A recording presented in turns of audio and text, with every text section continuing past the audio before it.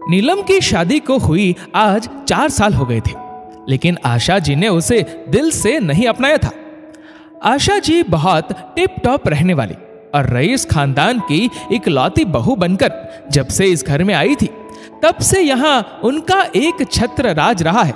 उनके पति रमेश जी ने कभी घर के किसी मामले में दखलंदाजी नहीं की और उनके इकलौते बेटे अनमोल ने भी। आशा जी को सजने संवरने का बहुत शौक था।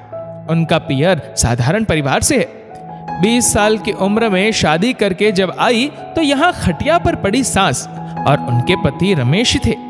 आशा जी ने पूरा घर संभाल लिया आते ही, और कुछ ही समय में सास स्वर्ग सिधार गई। समय बीतता गया और अब आशा जी खुद सास बन गई थी।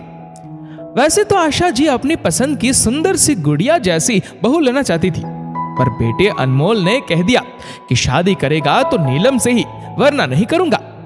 बेटे की पसंद के आगे आशा जी को झुकना पड़ा। वैसे नीलम भी बहुत साधारण परिवार से ही थी। उसके पिताजी ने नीलम को अपनी हैसियत से भी ज्यादा बढ़कर दिया था और शादी भी बहुत अच्छी तरीके से की। पर कहते हैं ना कि कमी निकालनी हो तो 100 कमी निकल जाए, तो वो बात यहां थी। आशा जी ने बहुत महंगी महंगी साड़ी ली बहू के लिए, डिजाइनर से ब्लाउज सिलवाए, पर उनकी पसंद के ब्लाउज की बाहें फुग्गेदार करवाई, पर अब उसकी फैशन कहां थी। पर नीलम ने सास का मन रखने के लिए कुछ नहीं कहा। अनमोल भी अपनी माँ और बीवी के बीच में कुछ नहीं बोलता था। और नीलम के घर से जो साड़ियां आई थी वो भले ही ज्यादा कीमती ना हो, पर बहुत सुंदर और आज के फैशन की थी। पर जब भी कहीं जाना होता आशा जी उसे अपनी दी हुई साड़ियों में से ही साड़ी पहनने को कहती थी। अब इतनी भारी साड़ी, ऊपर से फुग्गेदार, बड़ी आस्तीन का ब्लाउज, नीलम वो साड़ी पहनकर फ्री महसूस नहीं करती, पर फिर भी उसे पहन लेती थी। वो आशा जी का मन नहीं दुखाना चाहती थी। और वैसे भी आज किसी सामाजिक उत्सव में जाना था, तो नीलम ने शिफॉन की लाल साड़ी निकाल ली। और हर बार की तरह आशा जी ने वहां आकर उसे एक कांचीवरम साड़ी और ब्लाउज दिया। गर्मी के दिनों में इतनी भारी साड़ी पर नीलम तैयार होकर आ गई। सभी लोगों से मिलने के बाद खाना चल रहा था, तो आशा जी की सहेली ने आशा जी से कहा कि तेरी बहू की साड़ी कितनी ओल्ड फैशन है। अब इन दोनों तो जॉर्जेट और शिफॉन पर वर्क वाली साड़ियां चल रही है। इसके पियर से आई है क्या ये साड़ी? इतने में ही दूसरी सहेली बोली, अरे ये तो हमेशा ही ऐसी ही रहती है।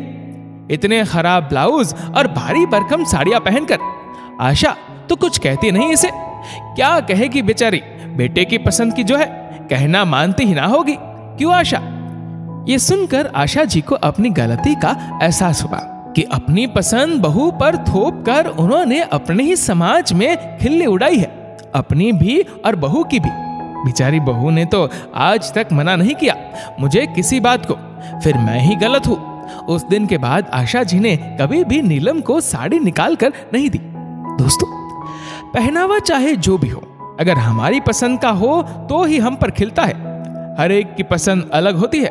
जो आपको पसंद है वो जरूरी नहीं सबको पसंद हो, इसलिए अपनी पसंद कभी किसी पर ना थोपे।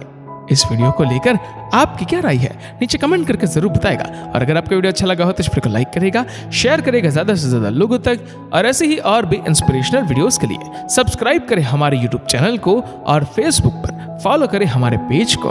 धन्यवाद।